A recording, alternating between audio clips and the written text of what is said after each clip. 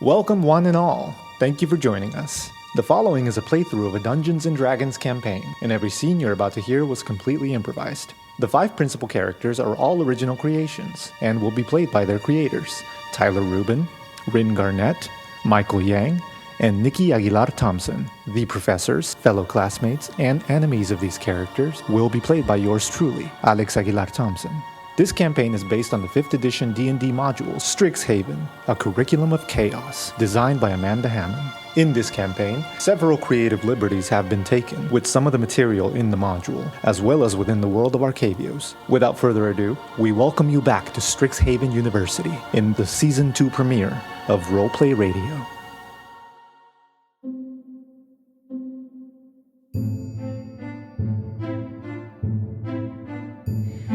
Alright, welcome back. We're here for year 2. Sorry, I can't start. I've got a cat in my lap. It's okay, because last year we began the campaign with a Captain Dapplewing solo scene to keep the tradition, at least until she dies.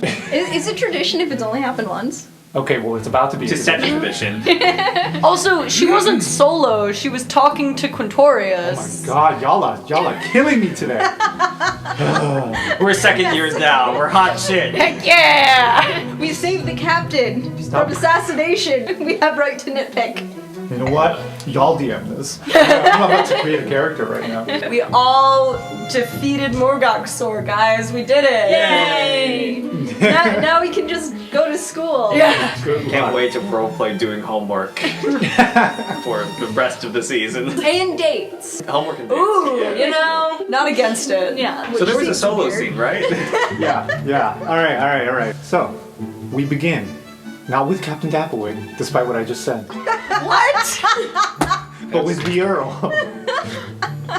We begin with the Earl, seen delivering books at the Biblioplex this morning. Greeted by several faculty. He's been alone, constantly, for the past few weeks. Pretty much half of the summer. When others inquire about the good Captain Dapplewing, he gives the same response. Apologies. Captain Dapplewing has been quite busy tending to personal matters. If you'd like, you can book an appointment by submitting the appropriate paperwork. The next available appointment is not until the 29th day of Golgar. Good day. And he just continues on his way. Every single faculty that checks in gets the same response. And so the Earl drops off some books at the Biblioplex, checks out another stack, and rolls on to Dapplewing Manor. Inside, the manor is clean as always, but it's a lot quieter. The energy in the room is not the same. A heavy breathing echoes throughout the halls as the Earl heads into the study. Captain Dapplewing, I have returned with your library requests. Would you like me to start the kettle for the tea? And you hear the breathing. Thank you, Earl. One more thing. Fetch me form VC-2. The Earl heads to the bottom drawer of the cabinet. At the very back, he pulls out a dusty folder. Now, normally this is the point where somebody would go to blow the dust away, but the Earl has no mouth. So the Earl instead... He's not like a dustbuster. Yeah, his hand transforms into some kind of vacuum cleaner and begins dusting the file as he brings it over to Captain Dapplewing. Captain, a copy of Form VC-2 per your request. Forgive me, Captain. May I inquire as to why? Did you just ask me why?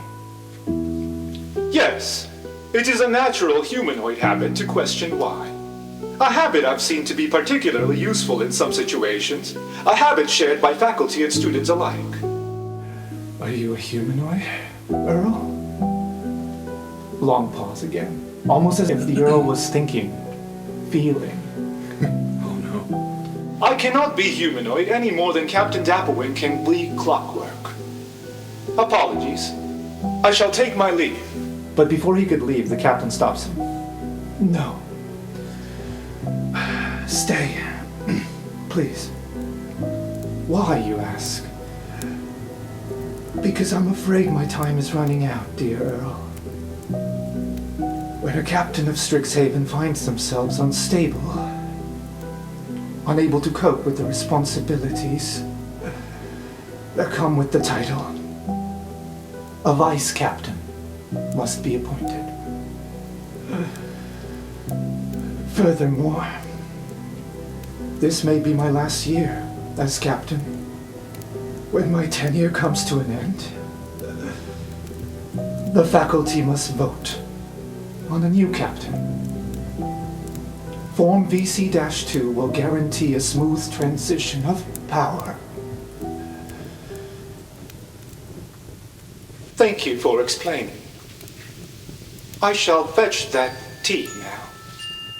And so the Earl leaves the room, as Captain Dapplewing picks up her quill with a trembling hand, dips it in the ink, and begins filling out Form VC-2. She gazes longingly out the window, watching as the faculty and clockwork servants of Strixhaven scramble with last-minute preparations, as is customary for the final weeks of the summer break, before the arrival of the mage students of Strixhaven.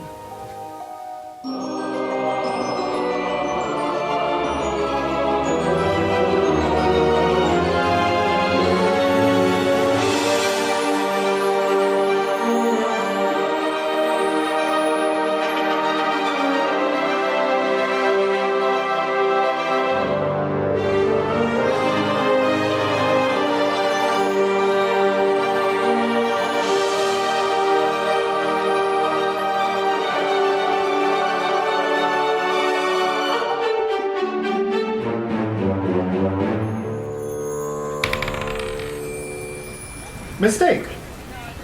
It is September 7th. Okay. So we find ourselves in a caravan this morning. You are sitting next to another tiefling, your friend, King. He appears visibly nervous. This is probably, if not his first time, one of the only times he's left Redfell. Much like you in year one, he's dressed in very raggedy clothing, the best clothes he could salvage and put together. Maybe another cloak made by Joy, because I like that. Aww. And the caravan is heading to the nearest big city to catch an airship. What's the energy like between you and King? So overall, it's been very similar to their time in Redfell. Excited to have her friend going to school with her, but with both of them being nervous for different reasons, and Mistake feeling the weight of this ticking clock. Okay. So I think while he's visibly nervous every now and then, he musters the courage to ask a question, and then ponders on it for several minutes before he asks another one. So the next one he asks is, you have servants that are made of clockwork, that do the cleaning for you, and the work, and no servants? Just clockworks. Right, yeah, not actual people. I mean, there are people on staff who do things like janitorial duties and things, but... And owls that hear your every word? They're not everywhere. It's mostly just the captain has those around her house. And professors she doesn't like, but hopefully that doesn't really happen this year. Okay.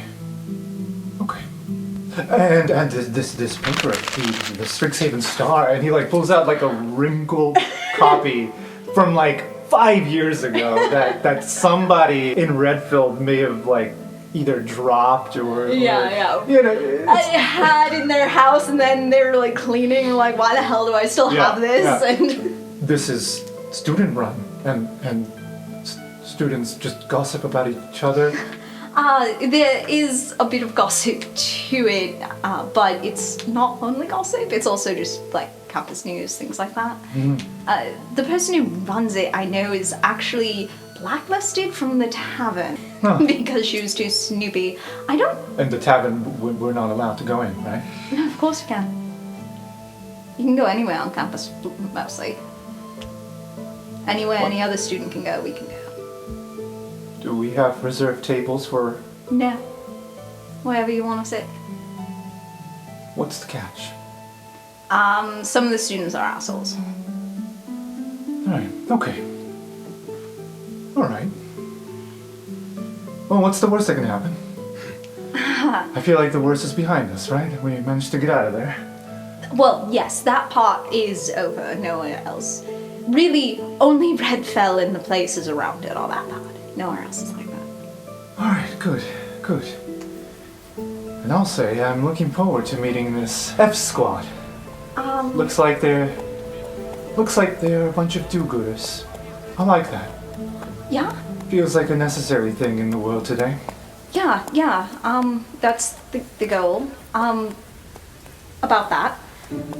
So you know how I mentioned I was like in the same dorm tower as them and things like that. Yeah, it must have been nerve-wracking. At times, yeah, for sure. Thing is, I kind of lied a little bit. It's not that bad. Are they racist? No, surprisingly. Oh no, they're secretly a No, drug cartel or something, aren't they? I'm They're pretty smuggling goods into the... pretty sure not. But the thing is, there's not 4 members. Is the thing. There's 5, and I'm the 5th. And before you get upset, I didn't hide this out of like not trusting you and everyone else back home. It was just entirely because I thought that you all wouldn't like me as much if you knew. 'Cause I mean, it's me, right? I mean, I helped stop an assassination of the captain of the school. I don't even believe it, and I was there. And why would anyone else believe it? So I kind of just didn't think.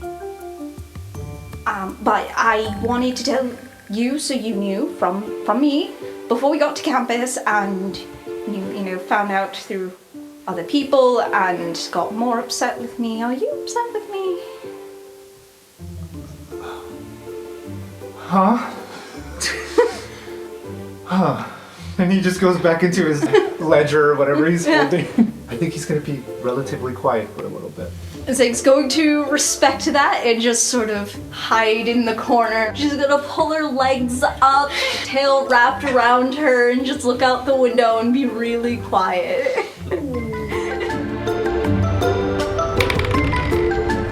Gary. Yes. Gary, you're in Ravnica.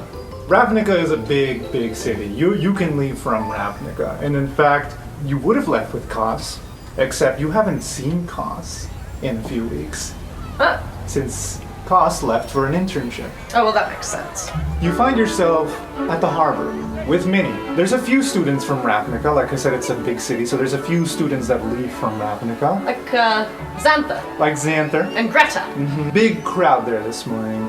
We can see Minnie dusting off your new Quandrix uniform, unless you're not dressed yet. No, Gary is most definitely wearing his Quandrix uniform because, like, he doesn't see the need to bring non-uniform clothes. So we see Minnie dusting. Oh, Garrett, would it have killed you to iron that before you left? Last time I used an iron, I set something on fire. Well, you should have just told me. To iron it? Garrett, you're insufferable. Yes, to iron it. I mean, it's not going to be ironed the entire time that I'm at school, Okay, so... all right. Listen, we only have a few minutes before the ship departs. And she keeps looking over her shoulder. Garrett, I'm very happy for you. I understand this is a very important next step for you, now declaring a major and all that. Wait, you're happy for me as in, like, you're happy that I am in Quandrix? You're happy for me... I'm just happy. Really? Because at the end of last semester, my girlfriend and I broke up, and I don't know what you're happy about. Garrett, there are so many other fish in the sea, Garrett. Why cry over one girl? Not crying. Good, because you need to toughen up. You need to grow a spine, and you need to... Have I mentioned I'm proud of you, Garrett? She keeps going back and forth between sweet and strict. Is she okay? She's fine. She's visibly nervous, though. She eventually looks over her shoulder one last time, and she goes, "Oh, okay. Sorry I waited last minute, but I didn't know how else to put this. I have to entrust you with something very important this year. You're not just going to Strixhaven to study. or to be my apprentice, or to be the apprentice of the Izzet League. You're also going to be a mentor, Garrett. What? You see, when I said that the Izzet League could not afford to pay for another year of your school, well, it was only a half lie. They could In that they were never paying for me in the first place? Well, in that Izzet League agreed to pay for somebody's tuition, but they didn't agree until a couple of months ago. But your tuition's paid for. Yes. Yes. So let's get back to the mentor thing. And before you even finish your sentence, you hear, "Hi, Mom." And then he turns around, and you see an 18-year-old girl who looks an awfully lot like Minnie. Minnie removes her hat, very teary eyes. She doesn't say anything, she just goes in for the hug. The girl, her chin is like against Minnie's shoulder, and she's just rolling her eyes. And Minnie's like, "Oh my goodness. Garrett, this is Maxine, my daughter." She goes, "I'm Maxie." And she holds out her hand. Hi, Maxie. Nice to meet you. Gary, like, tentatively shakes her hand, thinks about it for a bit, and is just like, Minnie hasn't really said much about you. In the last 7 years. She looks over at her mom and is like, "This is the one you replaced me for?" And then it's like, "For the last time, Maxie, I did not replace you." Is that it, Mom? Can I go on the ship now?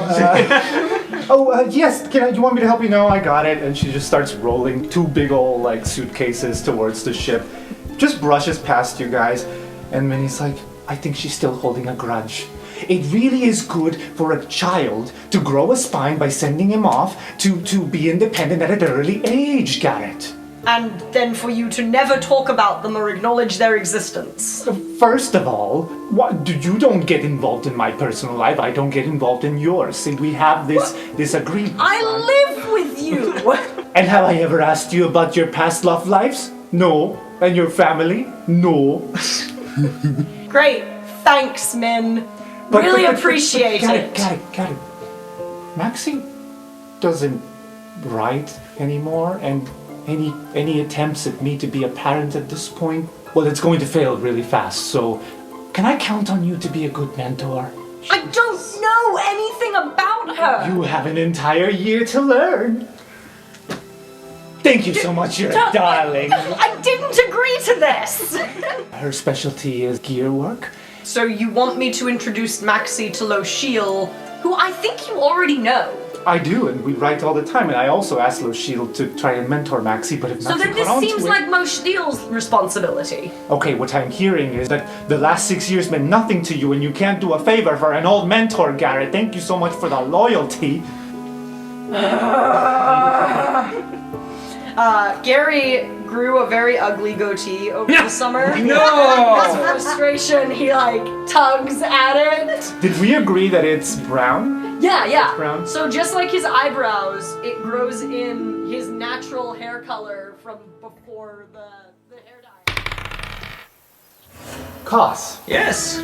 we find ourselves far off in desert land. Like, this is the south. Sort of a deserty landscape. There's cacti, and it's very plain, but we pan over to that, and there are hundreds and hundreds of people hard at work. We see a track that is being built, and it extends as far as the eye could see.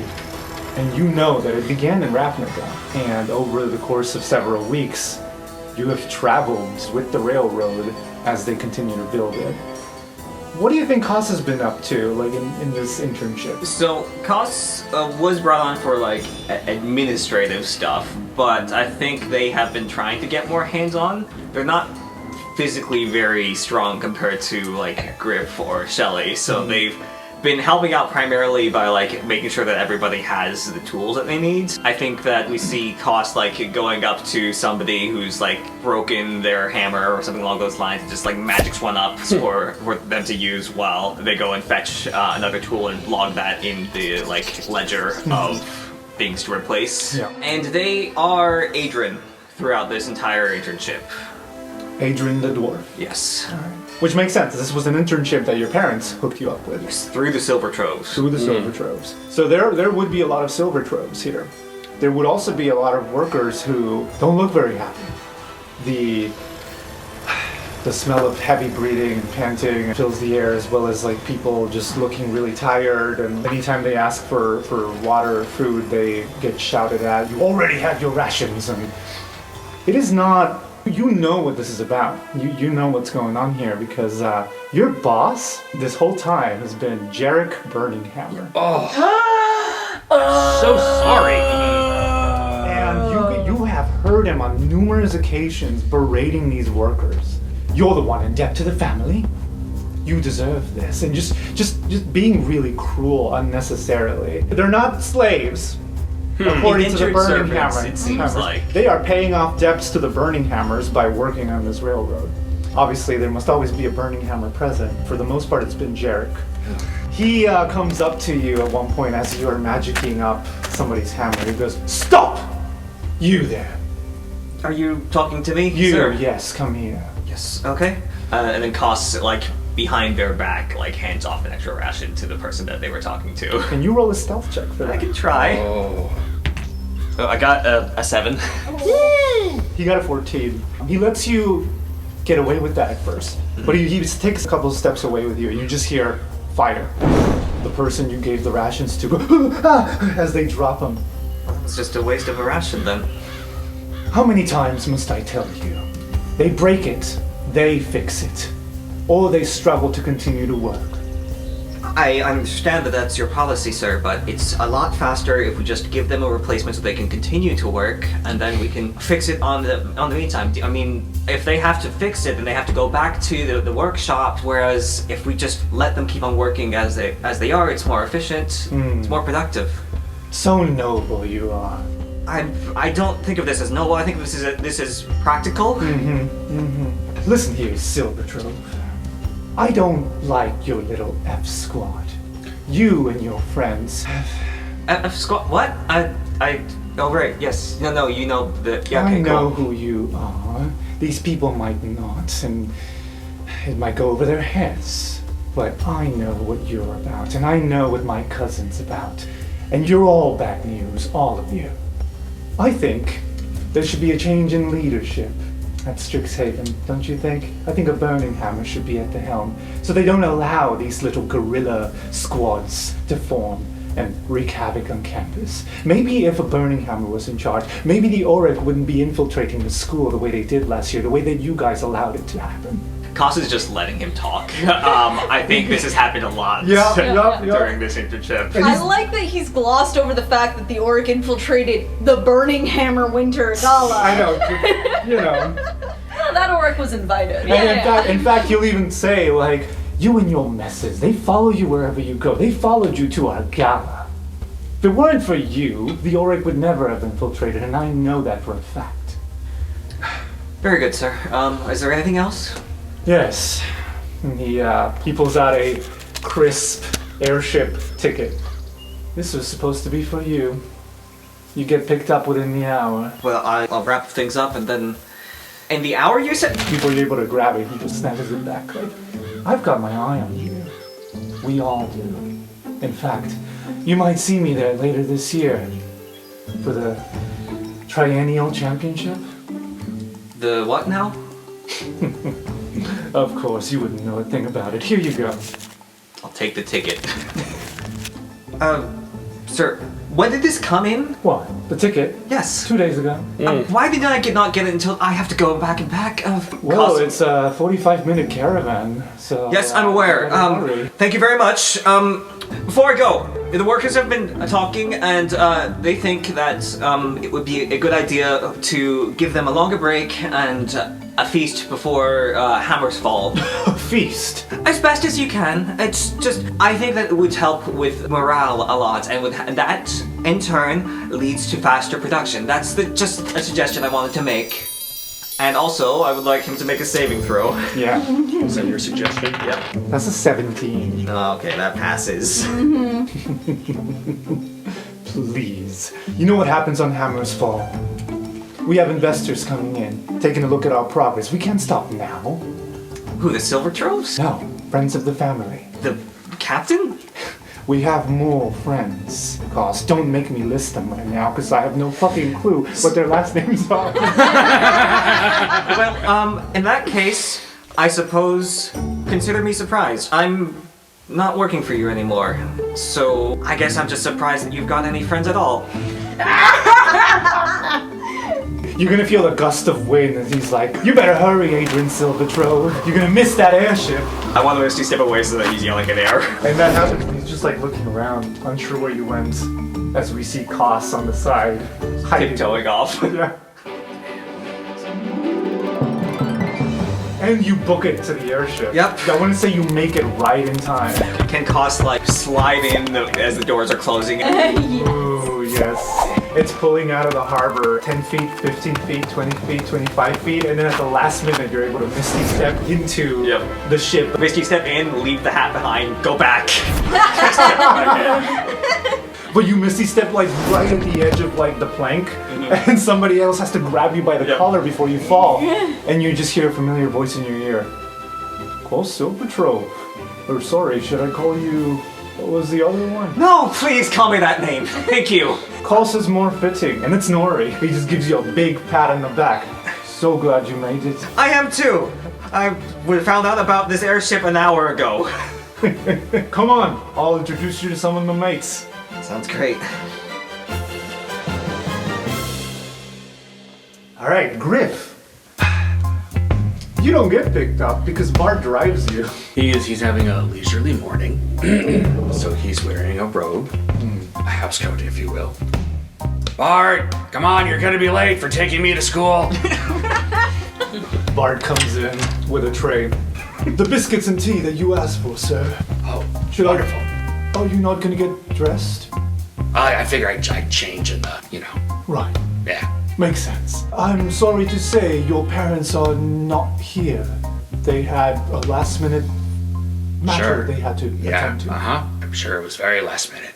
I'm glad you're here. Yeah. Excited are we? As you guys are walking towards the airship. I'd say I am. Yeah.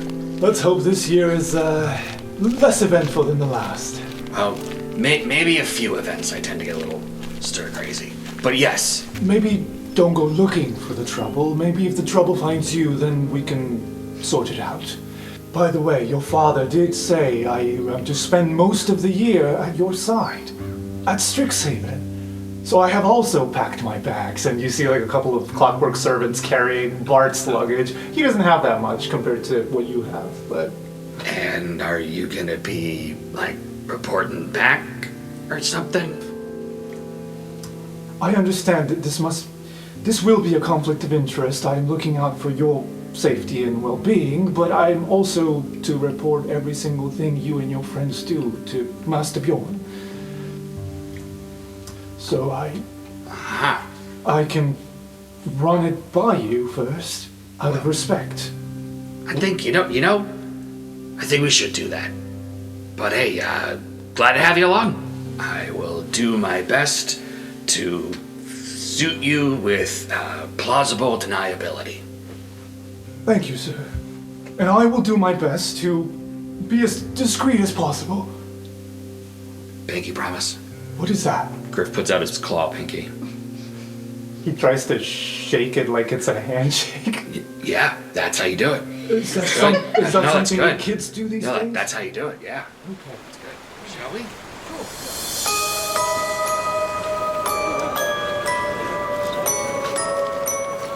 Meanwhile, the other three, there were a few transfers, but at some point, the three of you unite in the same airship. Maxie is trying to be independent and walking ahead of Gary, not wanting to do anything to do with him. That seems fair. Okay, Gary would have just left her alone then. Yeah. It's like, all right, great, not my responsibility. In the distance, you see a gang of dwarves heading to the same airship as you. And among them, you see a pointy hat that is very familiar. Oh, hey, Koss! The dwarf wearing pointy hat suddenly gets a lot taller to see over the rest of the group, and then just like waves back and comes over to give Gary a hug.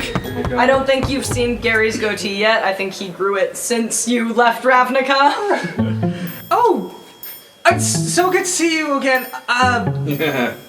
Good choice. Oh, you think so? I was hoping that it would get people to stop thinking I was an old man. It works for that. Excellent. Have you seen it in the mirror? What do you mean, of course? Okay, I just wanted to double check. Oh, no, it's good. All right. How was the railroad internship? So bad. So, you know how I've been all kinds of frazzled because I can't be cussed in Ravnica except with very specific people. It was that all the time, except I was dealing with Jarek. Jarek, like Griff's cousin. Yes, like Griff's cousin, like Jerk Burninghammer. He was my boss. Oh no. Yes, and also, like half of the workers there are basically indentured servants. There's no water, except like company approved or Burninghammer approved water breaks. This feels very illegal. I guess if you have enough money, it's not. So yeah, not great overall. Want to go back and do something about it, but for now, Strixhaven. Yes, Strixhaven. Now, before your airship departs, one last caravan arrives. King has been very quiet in the stake.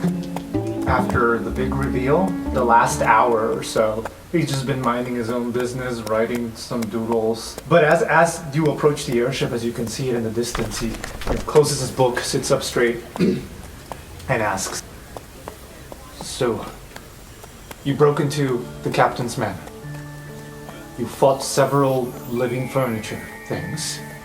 You were attacked by one of these clockwork servants, and then you stopped an assassination. You did all those things." I'm not on my own. Right, but you did. I was part of the group that did it. Uh-huh. And why wait till now? Well, again, because you know me, I mess up everything I try to do. I thought I did. So why would any of you even believe me? I don't believe me. And I don't know, I kind of just feel like I'm a different person. Like, there's me when I'm at home and I know who I am, and then there's me at Strixhaven and I don't know anything anymore. And it was really just more comfortable to pretend the part at Strixhaven didn't exist. Really, mostly. So this place changes you, is what I'm hearing. Well, sure, I think more like the experiences you have can change you. Because you're learning things, and if you didn't change in the face of new information, then, well, that's probably not entirely good. Well, I don't like the lying, but mistake, you stopped an assassination. Do you want to know how I stopped it? Yes. What? No, wait. Rezi's bow. Can I demonstrate for you how I stopped the assassination? Was it with Rezi's bow? No, it wasn't. Oh, then okay. Yeah. Alright. I promise it doesn't hurt. It's actually just really funny. She grabs the spell components for Tasha's hideous laughter, and she sort of leans in very conspiratorially. What is Captain Dapplewing's favorite breakfast cereal? What? Arcadios. And she casts Tasha's hideous laughter, and since he's consented...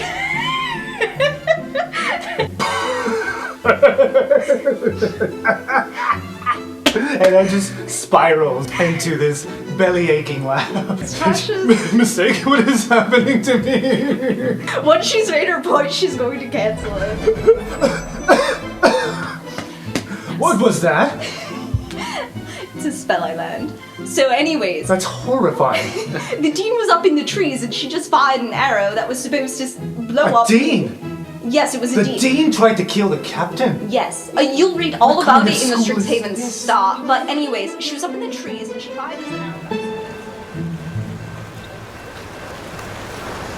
And then they ring the bells of like, everybody, last call for airship 24603 to our to Strixhaven University. Mistake's a little wary of attracting attention, so is going to disguise self, but just to change her skin color from red to like purple to hopefully throw people off. Yeah. So, Koss and Gary, as you guys are chatting and catching up, you see another last batch of students heading up onto the airship, and among them you see a purple tiefling and a red tiefling.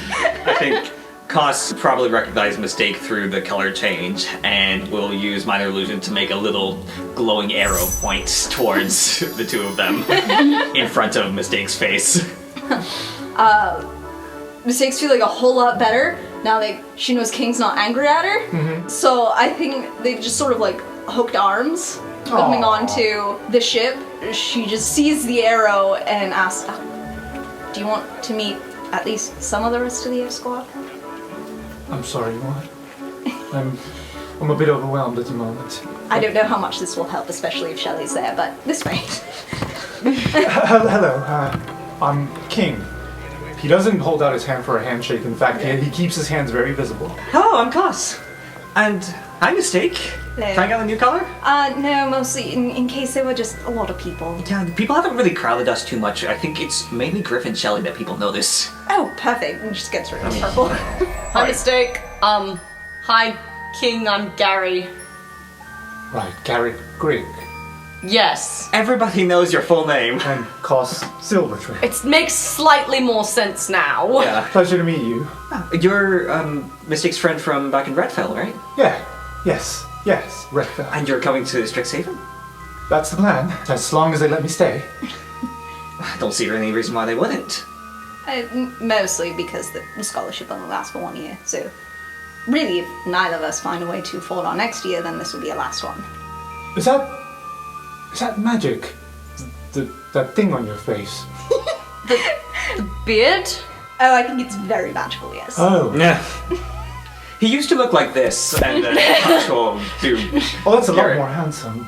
Excuse me? Well, I mean... No. It works on him. Give it some time. It'll grow on you. Alright, you know what? I'm gonna go deal with something. No, hey, I apologize for my rudeness. That is uncalled for, and I need to do better. No worries, man. We just met King. But I actually should deal with something. And Gary's gonna go talk to Maxie. Okay, you find Maxie tinkering with a puppet. Looks like made out of wood, and it looks like she's trying to install gears into it. You wanna see the boiler room? She stops what she's doing and she looks up. Really? I mean, this layout of ship is the same as the one that I took last year, so I know where it is. We're not technically allowed to go there, but they didn't really do anything last time. Let's go. And you head towards the latch, the familiar latch, but before you head in, you hear, "Hold it! Who goes there?" Who is this? Is it just a random person, or? He's the same exact guy from last year. Yes! Oh, Jacoby, hi! You remember me? What do you want? Well, I was gonna show Maxie the boiler room. You got money? She asks Maxie. Maxie's just like, "I have a copper." All right. 5 minutes. Go.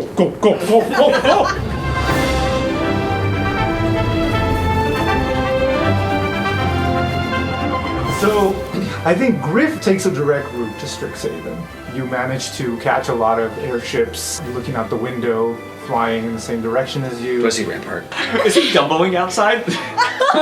Rampart can't fly. Well, no, he has to take the wind weaving class. One major difference from last year is that when you look below, you see the construction of the railroad happening. Yeah.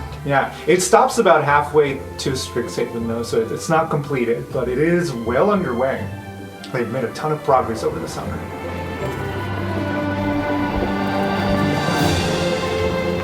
I want to say Nori and some of his mates, they're not all dwarves, granted. Like, some of them are elves, gnomes, where he comes from, a lot of minorities. But anyway, you're among this crowd. He's telling you guys all about, it's like, "So, The triennial rivalry between the ivories. Have you heard about it? Are you guys joining? My boss mentioned something about that, and then I just kind of tuned it out because, like I do with all of this stuff. Oh, come on, dude. Have you heard? I know you've heard. You were in the fencing club, right? Yeah, but I don't actually know what you're talking about. All right. He clears the table. A whole crowd gathers around. I want to say Gary and Maxie maybe come out of the boiler room around this time as Nori starts to set pieces onto this table. He's like, all right, now here you have the opposing team's tower. Here is your team's tower. These action figures represent the mascots. What you have to do is you line up on your side, you go on the other side, you retrieve mascot, take it up to your tower, and you have a goalie. And normally there are 5 teams, each college has a team, but every 3 years they do this grand competition. Students are allowed to form their own teams. Sponsors are welcome on campus to fund their own teams, partake in the competition. Officially, the season starts in the spring. I heard the Isn't League is sponsoring the team, actually, as well as the Silver Trolls. Are you and your squad signing up? I'm sorry, what does this have to do with fencing? Nothing, it's sporty. It's the triennial championship.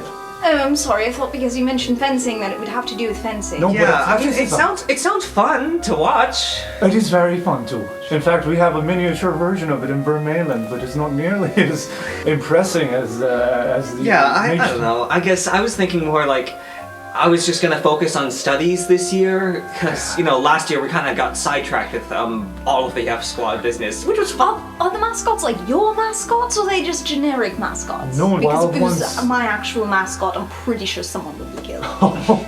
You try carrying a spirit statue up on the tower. Good luck. Yeah, no. Usually people go for the elementals, the pests, the fractals, the inklings. So bitey, though.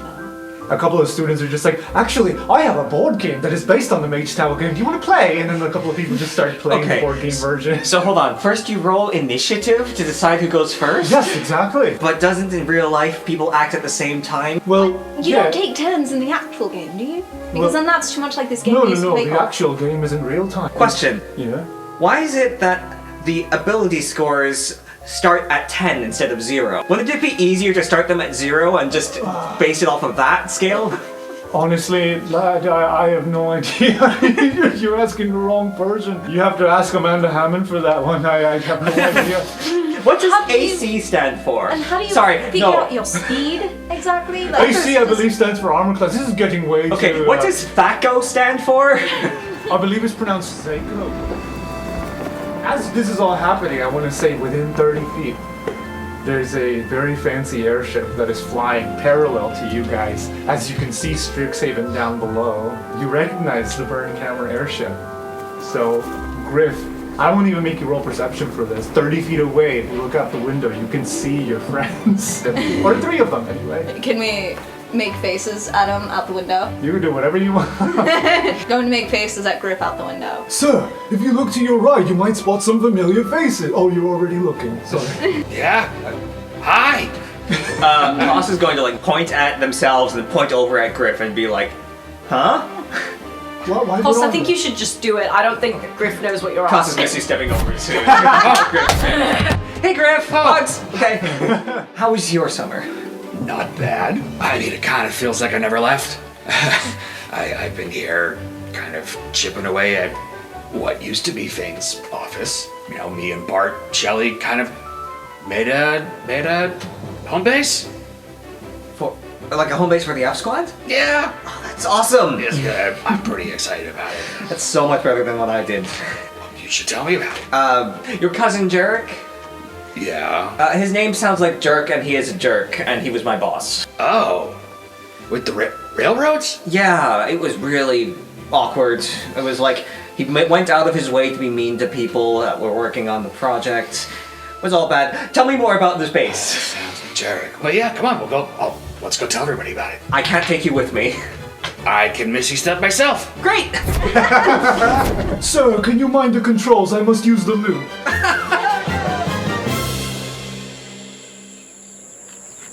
But the airships land, much like last year, at the shore where the Witherbloom swamps are found. As they're disembarking, Koss is going to play some celebration music. Everybody! Oh, man. Yeah! Student body! Yeah! this one. F squad's back. All right. Oh, yeah! Yeah, a lot of students clap. Klaus is singing that as the crowd of students are heading in the same direction. More airships are also disembarking.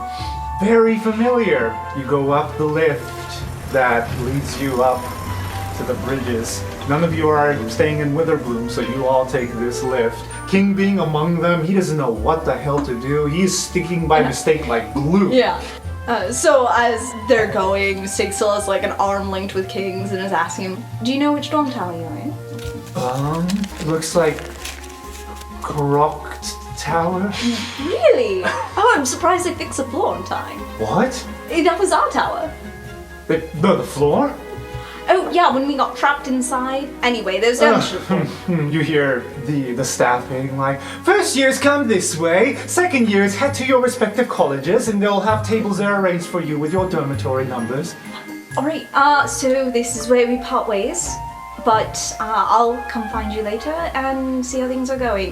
If you need to know who to talk to, if we're not around, and it just sort of lists all in Infernal. It's like, oh, Professor Galvan, Professor Khan. She's also included Dean Valentin as like, these are the people you can talk to. Yeah. Similarly, Maxie will say bye to Gary. It's like, I guess I'm off to Golanda? Yep, it's over that way. Cool. I'll see you around. Sure. Let me know if you need an introduction to Low Shield, but she probably would just be happy if you showed up on your own. Hey, wait, Gary? What's the drinking age here? 18. Cool. There's apparently a tavern here. Okay, bye. All right, so we're gonna meet up at the new base later today. I'm really glad to be back with all of you all. Yeah. I get to go see a ridiculously large room, apparently. Okay, bye. And, if anybody sees Shelly, make sure to let them know as well. They're probably already on that. Yeah, but like about. Okay, we're gonna stick with Gary. All right. Gary, you head to Quandrix. You've taken some classes here before. You're very familiar with the campus. Mm-hmm. There's a lot of classmates buzzing about, moving in. Everybody's in their green and blue. In the distance, you can spot a few familiar faces, including Lorene and Jordan, who look to be in the midst of a bickering match. More Lorene than Jordan. Jordan just looks like she's awkwardly trying to escape the conversation, whereas Lorene is like very frustrated. Yeah, not touching that. Yeah. You're just like, head straight for your dorm. There's a couple of vines outside of your door. It's not a normal thing. All the other doors just look like doors. This door looks like there's a jungle inside. The vines are escaping out of the keyhole and out of the sides of the door. Okay, well, I assume that's fine. Roll a strength saving throw. Oh, man! Saving throw even. That's a 17. It's the go-to. The goatee saved him. It gives them power. Yeah. You walk in. The moment you open the door, you get a whiff of tropical rainforest. It is humid, it is muggy, and there are plants everywhere. Furthermore, when you take a single step inside, the vines try to envelop around your legs. I take it out of sheer panic, you manage to just like kick the vines away and step out of the way. Can you also roll a dexterity saving throw? Of course, 12. Okay, you did manage to escape the vines, but then you trip because you're stepping backwards as the vines keep growing and growing and growing, and you fall on your ass. Notice that there are two beds to your left and right, but in front of you, the vines that tried to trap you form into a throne. And above you is just confetti, but it's natural confetti. It's just a bunch of leaves that have been chopped up. And a sign that says, "Welcome, Rumi." Oh. And then you hear the toilet flush. What an entrance! Out of the bathroom steps out this elf. This tall, lanky elf. He's about 6'4". So he's a little... Yeah, he's like 2 inches taller than Gary. 2 inches taller than Gary. He steps out, he's got a jar of pickles, and he's just like... Ugh. Oh, shite, I missed it. Oh, I missed it. Oh. Like, can you, like, walk out and go walk back in? I... Sorry, I'm Cataris. Nice to meet you. Camaras de Melawar. Gary, Gary, it's a pleasure. Roommates, huh? Gary does the tentative high five thing. He knows what a high five is, but it's like that thing people do when they don't know what a high five is. Since he sees your confused look, instead of a high five, he just gently puts his hand on your hand. It's like, all right, never done this one before, but that's all right. How's it going? Sorry, I've been preparing for weeks for this one. I'm sorry. I just Are you wanted to make sure it you're not a Witherbloom? No. Quandrix. Yeah, numbers are my thing. But not a green Quandrix. No, well, as you can see, I'm not very good at timing. or pretty much nothing else aside from making friends and you want some pickles? Yeah, sure. Here, actually, I have some sandwich bread that I made that will probably go well with these. Oh, is that olive rosemary bread? Sure, that's not what I would have thought would go well with pickles, but I guess it does. Hey, it's so good to meet you, man. You can call me C, or Cad, or Catares. I really don't care what you call me, but do call me. Isn't cad a word for someone who's ungentlemanly? So it's not a very good nickname. Oh, I'm sorry. No, that wasn't meant to be. Hi, Gary, do you want my mattress? What? I sleep on a hammock. I brought it with me. I brought me hammock. I don't think I need two, but thank you. It'll be all the more squishy. I mean, if you want it out of the way, you can put it on top of my mattress. Oh, let's do it. You grab that and I'll grab this and roll a strength save. Or roll a strength check, rather. Yeah. 13. You both do a good job. You move the mattress. It's like, hey, so good to meet you, man. You're hang on. I almost didn't recognize you with that beard on. It's fake, right? What? No. It's like a prank? No? Why would it be a prank? Because it's different from your hair color. Yes, well, so my hair grows in white, but my eyebrows and facial hair and any other hair grows in brown. Sorry, Rosie's told me a lot about you. Yeah, I'm in the LARPers Guild. Oh. Yeah, we're also putting a band together. Yeah, you want to be in a band? I don't play any instruments. Yeah. Hey, by the way, listen, Gary, are you anti-smoking?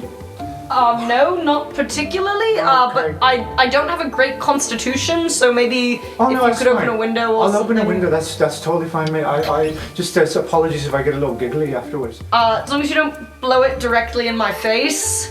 That's a dick move, I would never do that. Yeah, well, have you met Rampart Suvish? No, scary guy, that one.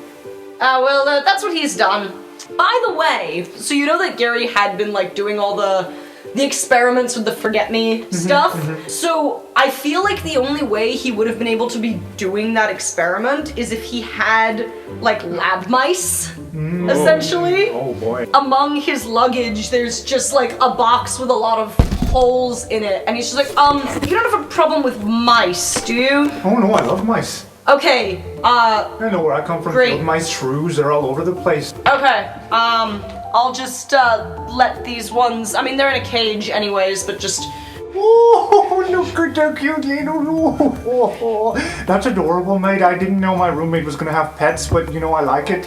They're not exactly pets, I mean, I guess they're pets. Basically, I've gotten my fractal to, train them to learn the way through a maze, and I'm working on something that will basically cure forgetfulness, so I give them the forgetfulness thing, and then they forget their way through the maze, and then we see if we can get them to figure it out again. Shoot, that's so cool. Can you do that to people? Not ethically. Right, now that makes sense. Yeah. Cool. Anyway, I'm gonna light up now. I love this guy. Gary? Yes. On your pillow, you found a note that said, "Meet me at Witherbloom Swamp. Bring your appetite. Initials SS."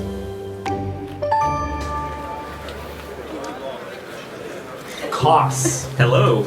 You head to Silver Quill campus. You, unlike your friends, don't recognize a lot of people here. You did not make that many friends that were Silver Quill in your year one. This reminds me of my college experience. You get there, and you're already seeing crowds of students having slam poetry contests with each other. You see another one doing motivational speech. Affirmation circle. Yeah, a lot of that. Somebody with a guitar and people are jamming, but they're, instead of singing, they are just doing more poetry and all that.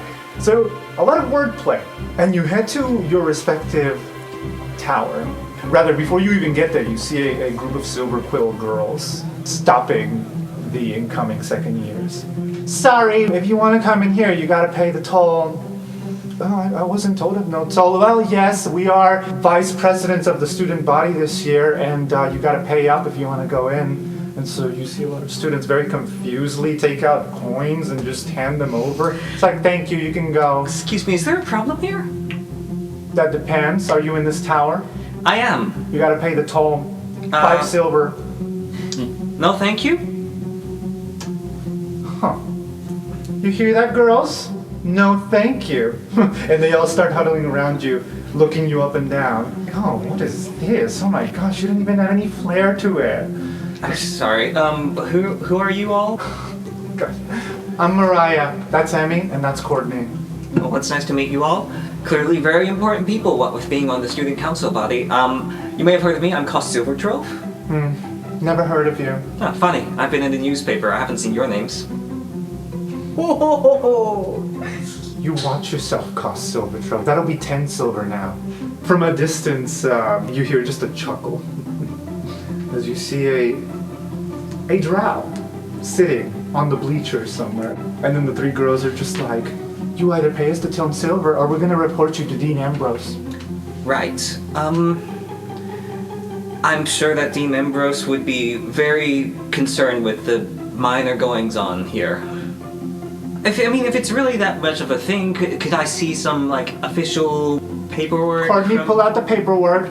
I don't have it. I thought you had it. Emmy, pull out the paperwork. We're gonna write you up, Cost Silvertrove. You started off on the wrong foot in your second year. Good luck. And they just storm off. Sorry, 10 silver it was? Yeah. That's a gold, right? Yeah. Okay, fine. And then Cost is going to magic up a gold and hand it to them. With paint? Yeah. Nice. That is so fairy. From afar, you just hear, well done, as you see this handsome-ass drow. He's just sitting, mind you, reading a book of poetry, and it's just like, Cost Silvertrove. You, from the squad? I knew somebody who must have heard of me. I mean, seemed like everybody on campus heard of me at one point. So, he like looks you up and down. I want to say he's wearing a leather jacket. Oh, of course. Yeah, with his collar popped up. He does have the long hair and the braid. Looking you up and down, very intrigued. Just like, you handle yourself well, especially against a group of black-leading Silver Quills. I had to deal with a lot of people telling me stuff about who I should be. Last year, I kind of just got sick of it. I had a lot of practice over summer. I don't think I've met you, though, before. Dario Shari. Yeah, I don't make that many friends. But you, I like your vibe. Oh, well, thank you. You are black Silver Quill based on the outfit? Thought you were going to just say you are black. I'm like, oh. No, I mean, Yes, I am. I'm on that tower over there. And he points at the tower opposite of you. You notice he continuously checks you out. Is there something the matter? No, I just noticed that you didn't add any flair to your uniform, and no, it's good. I've never seen somebody wear it so well. Well, thank you, I think. Yeah. You sure you're black leading? You're very complimentary. That's a tale for another time. Okay. Cos. I guess I'll see you around? Yeah.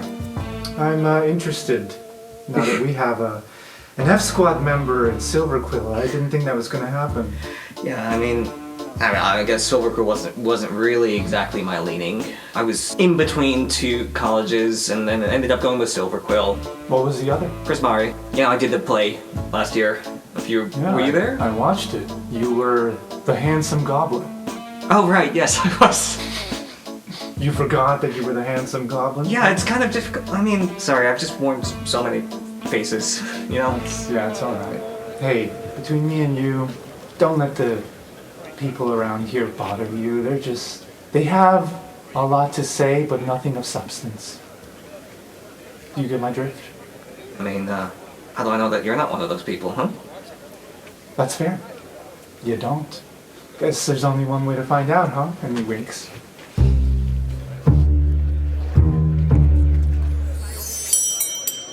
And you head to your tower. You're the first one there in your room. Silver Crow's pretty standard. The rooms are black and white, as you can imagine. Cos immediately starts, like, claiming a side and hanging up paintings and things along those lines to add color to the room. As you're doing this, the door opens. And you see the same 3 girls that you saw before, hauling in luggage. Just like, alright, she's almost here. We have to make sure that it's all unpacked and that... Oh, it's you. Hey, Crap. what was it? Mariah, Emmy, and Courtney. Yes. They're all just like... Are we all being roommates here? Because there's 2 beds, but, you know, we can ask for more. You wish I was your roommate. And then you hear... as the 3 girls step aside, almost like they lined up in formation, like they're soldiers. And you see this flawless, stunning-looking lady, your age, also a drow. She's holding a glass of wine already. She takes a sip, hands it to the nearest of the 3 girls.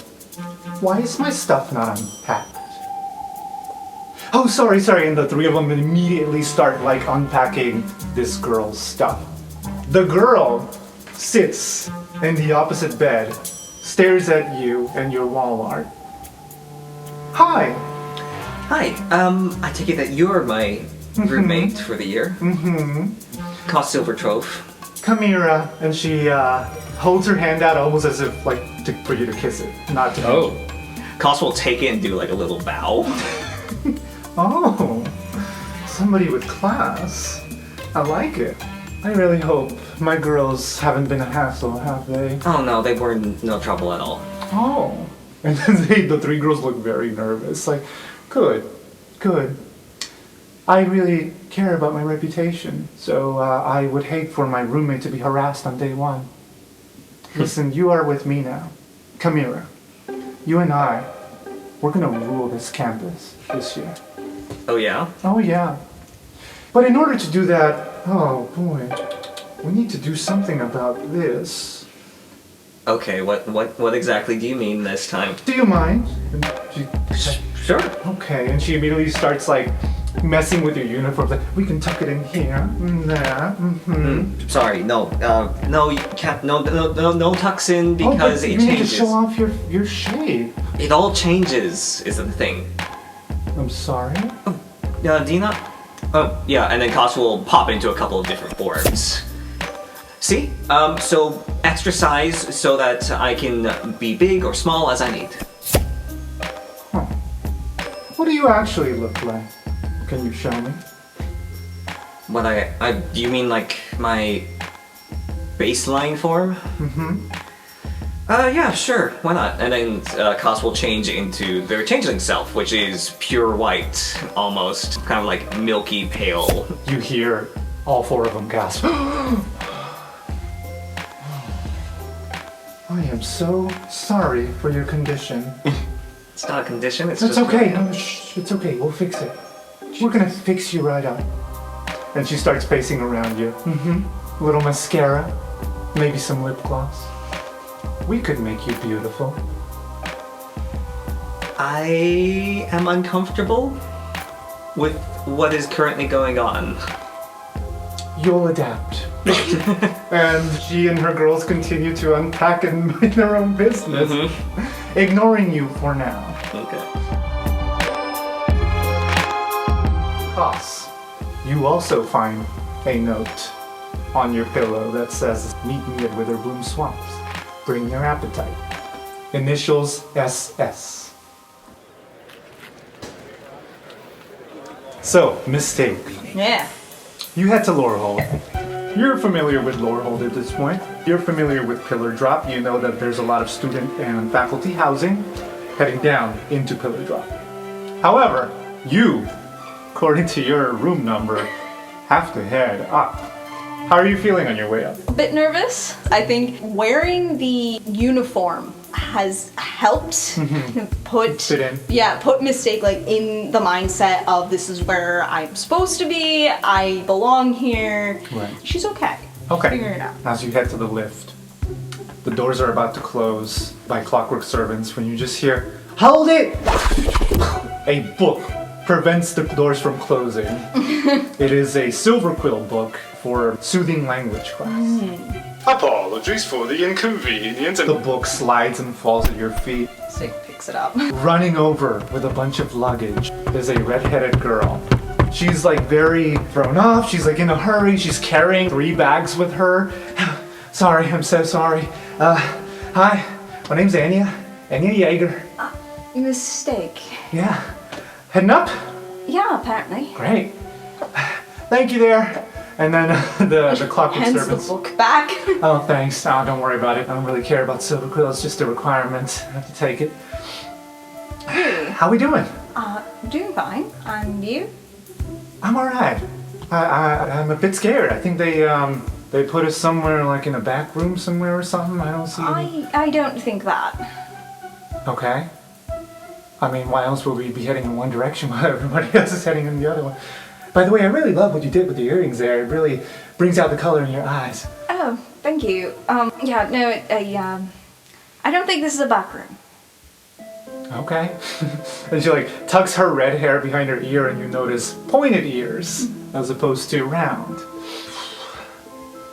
So, white leaning, huh? Seems like. Yeah. Cool. I'm assuming red. Yeah, no, yeah. All red all the way. And you get to near the very top. And you get to your dorm. Here we are, room number 1. The clockwork servant opens the door and you see this lavish suite. It rivals the one that you all stayed in at the gala. Hey. It does, it rivals it. There are beautiful sculptures and artwork all over the walls. There's furniture you don't even need because there's the 2 beds like on either side of the rooms, but it almost feels like you still get your privacy because they're so far away. And in the middle is this really beautiful fireplace, this common room. And Anya is looking around like, this has to be a joke, right? No, this was a fuck up, right? Like this has to be like a dean's quarters or something. I think normally this would be reserved for the Burning Hammer residents. Shut the hell up. Who went Prismari this time. So this is our room? I think so. This is our room? I think so, yeah. Holy shit, this is bigger than the town hall at Vermeulen. Oh. And she immediately just starts running around, like looking at all the amenities, like, holy shit, and then just throws fire into the fireplace to light it up. Oh, that's gorgeous. Oh, sweet holy pie. I'm so sorry, what was your name again? Mistake. I'm Anya, and You mentioned, yes. I think we're gonna have a hell of a year, Mistake. I apologize if I'm a little thrown off. I'm not used to such radiance, if you will. No, I'm right there with you. It's just I was more prepared because I was there when Griff went Prismari, so... Well, what bed do you want? I don't care. I'll sleep on the couch. The couch looks more comfy than my old bed. Whichever. I'll probably end up sleeping on the floor half the time anyway. Well, I'm not. I'm gonna pick that one over there. How about it? There's a note here. Meet me in Witherbloom Swamps. Bring your appetite. S.S. Oh, no, that letter might be for me. I don't care about that. Oh, okay. And she just throws her stuff into her bed and gives you the letter.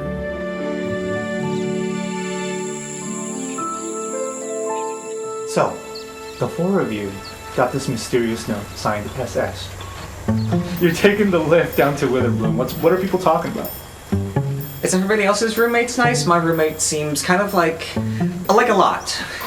Haven't met him. Got there first. My roommate seems really nice. Yeah, Seems fine. I'm going to want to do some checks, but seems fine. Okay, well, I'm glad to hear that you all are getting along with your living mates. Sorry, I'm distracted by a cat that has walked onto the lift. How about yourself?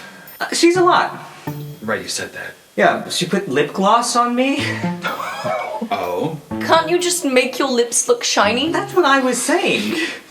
I guess it's not terrible to, know how to do makeup, but it also just sort of seems... Unnecessary for me. Yeah, unless you want to do it for other people. I guess. And you all arrive at the Witherbloom campus. When you arrive at Shelly Shell's old home, old treehouse, you get a waft of delicious smelling stew. And when the door opens, and there is Sheldon Shell wearing a pink apron. Welcome, F-Squad! Welcome! Come in, have a bowl of stew. And he starts dusting the chairs. Can I offer you anything to drink? Shelly's out back if you want to go straight there. Water's fine for me, but it's good to see that you're feeling better. No, who are you? Cost Silvertrove. Cost Silvertrove, of course you are, of course I know. I've known you for years. Go ahead, Shelly and Michelle are waiting out back. Okay. Good to see you. Garth, right? Not exactly. Raya? I'm sorry, I've never met you before in my life. Who are you? My name is Griff.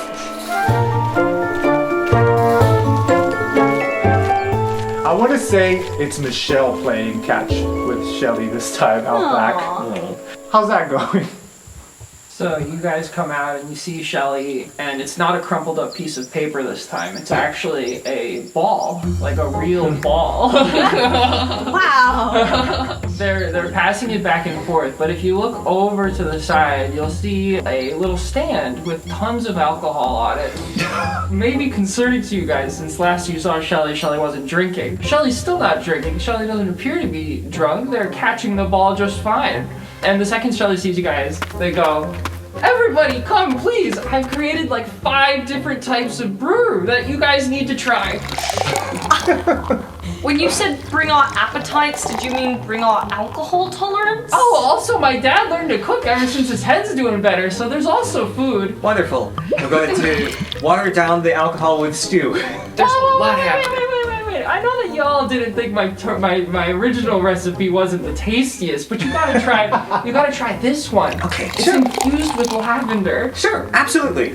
Do these things have any names? This one's called infused with lavender.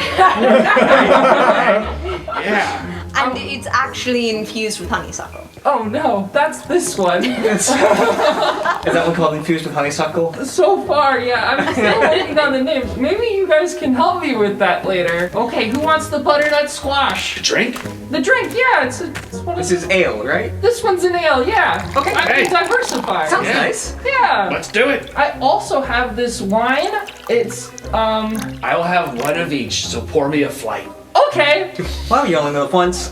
Cost is gonna drink the wine. The wine is fermented in sea salt. Oh boy. I'll try the butternut squash drink.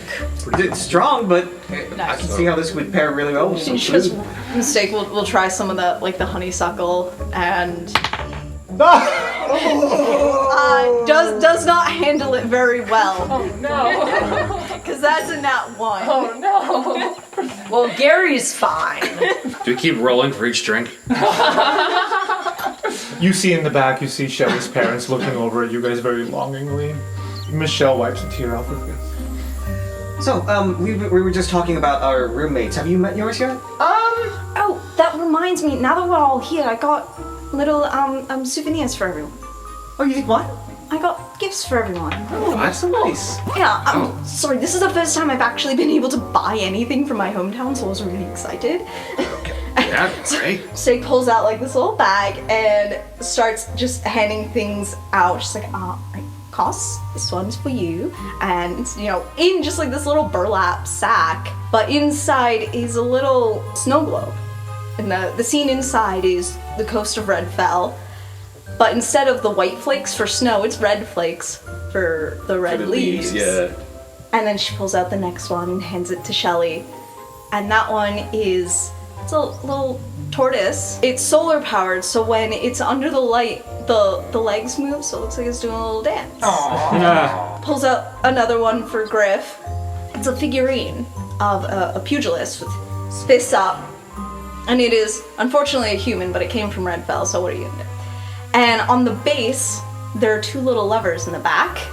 And when you hit the levers, they make the arms punch. Oh, I'm gonna try to find somebody to make another one to make them fight. Kosh will magic one up. We're just playing now. And then gives the last one to Gary.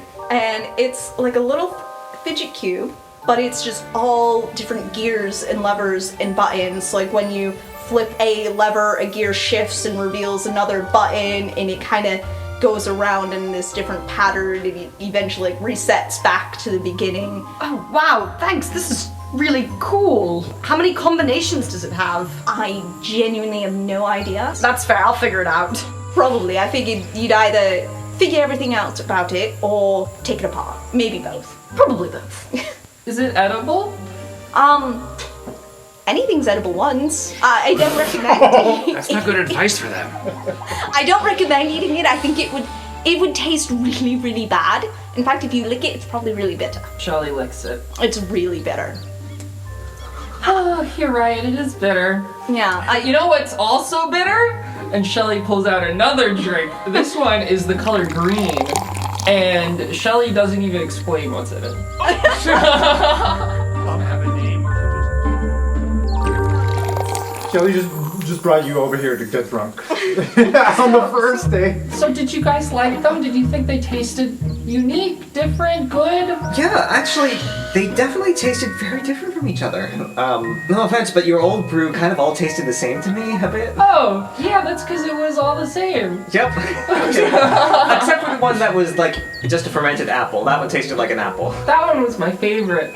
I found the butternut to be quite hearty in body, but in a mellow aftertaste. It was quite nice, and the lilac was calming, but also there was a bit of a boozy aftertaste. And I don't know about you guys, but the wine hit me pretty strong. It did, yes. But it would be really great with like some cheese and bread or something. Absolutely. And fries? And fries. Potatoes? Because let me tell you, I actually have a gift for all of you as well.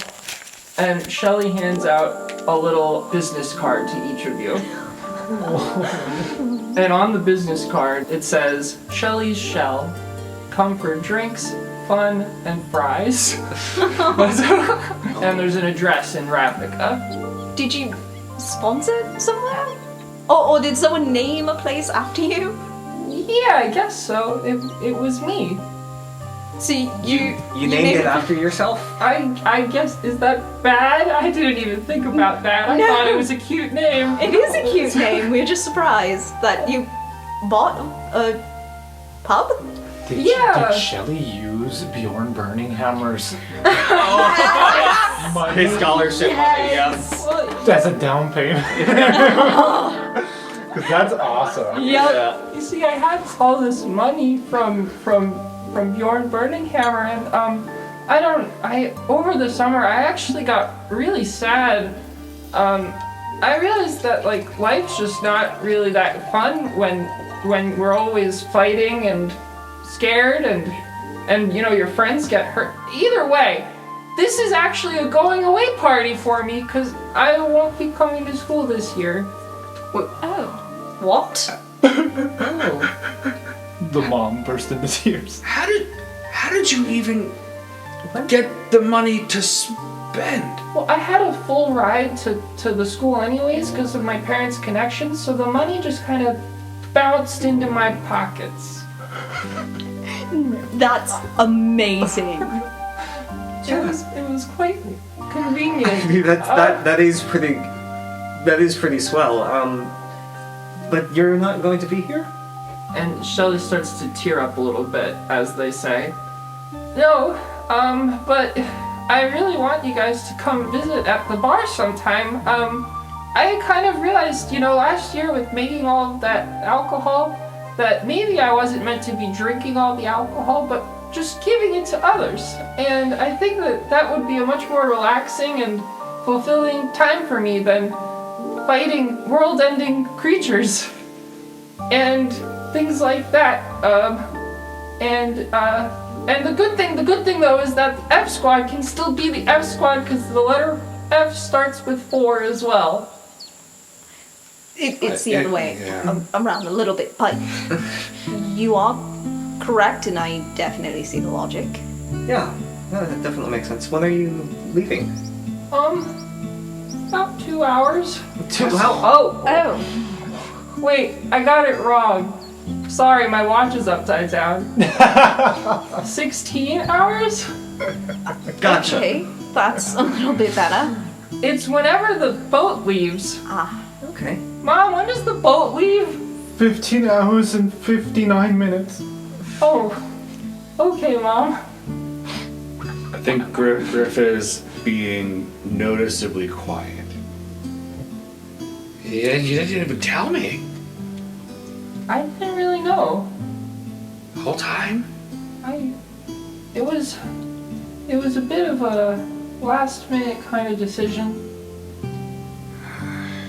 I mean, we talked about how sad I was. Yeah, I know. What do you think, Griff? Do you think I have a chance? I mean, of course you have a chance. This stuff is great. Really? Yeah. Even the boring beer? The boring beer is Ricard's favorite. All right, pour up a flight. Okay. So, going away party then? Yep. Yeah. I didn't know how to bring it up, so I just kind of gave you the cards. Do you like the design? Okay, hold on. We skipped a step here. Koss gets up and approaches Shelly. He's like, hugs. I hope this all works out for you. This sounds like a really good idea.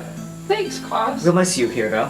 Gary's gonna get up to hug Shelly next and just be like, can you send me the recipes, the ones that are particularly successful? I mean, I'd love to try some of them at the tavern, if that's not stealing your intellectual property. Yeah.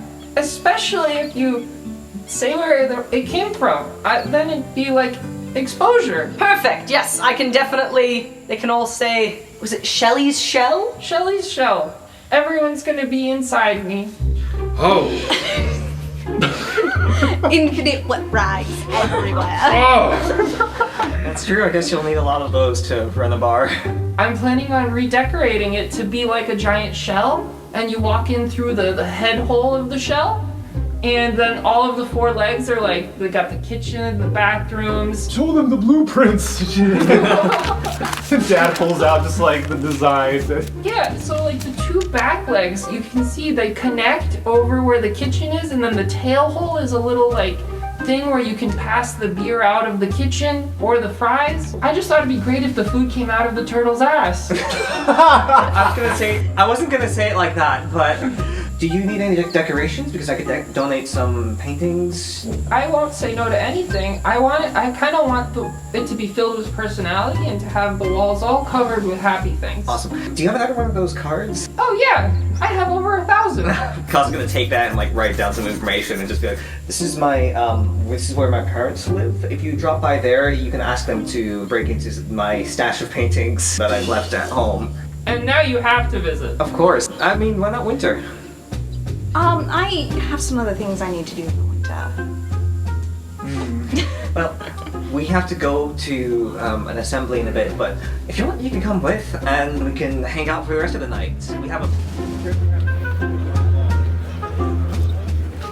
Koss, what are you picking up from Silverfell? I'm coming back with the painting that Koss made in the first year of the Tariaf squad in the tavern, fighting the furniture to give to Shelly.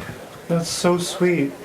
On the way back, though, before you even leave the building, you get swarmed by the 3 girls. If you want to leave the building, that'll be 5 silver. 5 silver? Yeah. Yeah, okay, great. Misty step.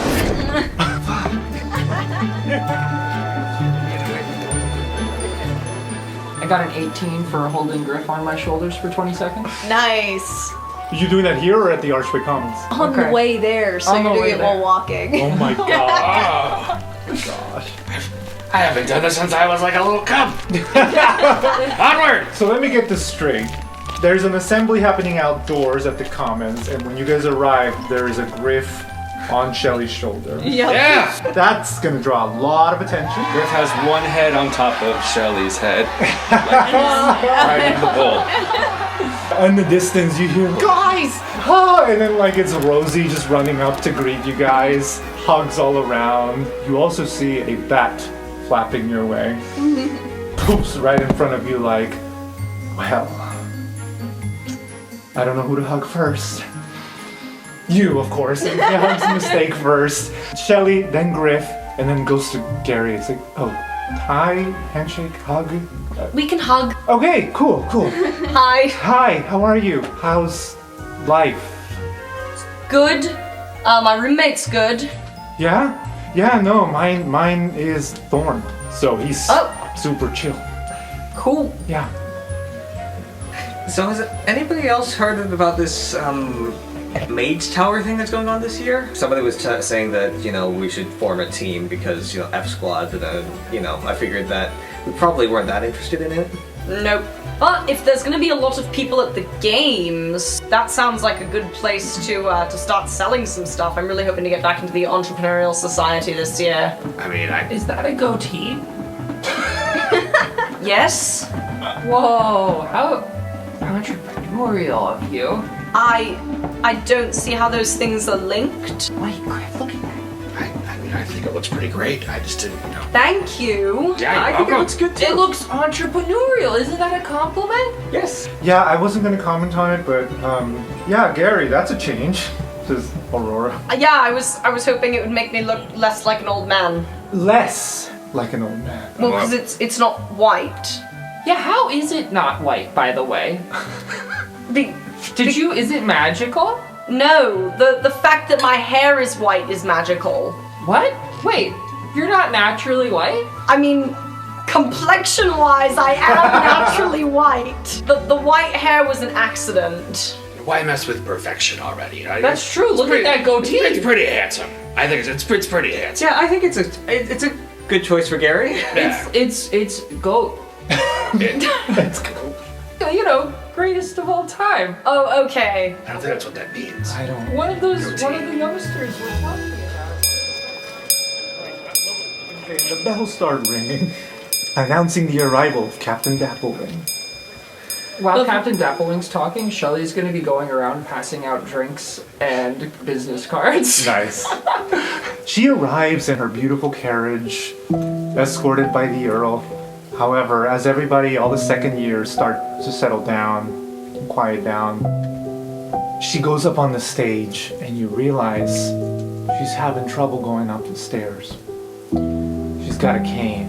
Looks so weak and gaunt that she could barely hold herself up without some assistance. The Earl is right by her side the entire time in case she falls. She stands at the center of this stage that has been built into the Archway Commons with a curtain and everything, almost like if they were going to put on a play, but it's just for the purpose of this assembly. And as she approaches the front, her fingers are trembling. She has what appears to be like bruises all over her. She does not look good. Her health has deteriorated since last year. But nevertheless, she tries. She begins the speech by welcoming everybody. It is a pleasure to see all of you here for another year. As you can see, students, your captain has seen stronger years. I have grown tired, both mentally and physically. And thus I am forced to take certain measures that I wouldn't otherwise. I envision a fruitful year for you all. A year full of growth and full of opportunity. But I must confess. And then she has a moment where she hesitates. She almost collapses, but the Earl's there to help her up. Your captain requires assistance. And if I am to teach any lesson here, it is that you should never, ever be ashamed to ask for help. I have the support of my deans, but their duties and obligations are to you. In such situations in the past, a temporary vice captain is appointed. One who may speak for the captain and is entrusted by none other than said captain. I have appointed mine. You can expect to see a lot of them for the 4466 to 4467 school year. It is my pleasure to welcome your new vice captain. And the curtains open, and a formation of clockwork servants is the first thing you see, almost like a platoon escorting a politician to the stage. There's at least 12 of them, and each clockwork servant, when they get to the front, they divide and they go one line to the left, one line to the right, until the dozen or so disperse. And you see the vice captain. And the first thing you notice is this beautiful golden mane as he's tying up his blazer and goes to the front. Greetings, Strixhaven. It is an honor to be back.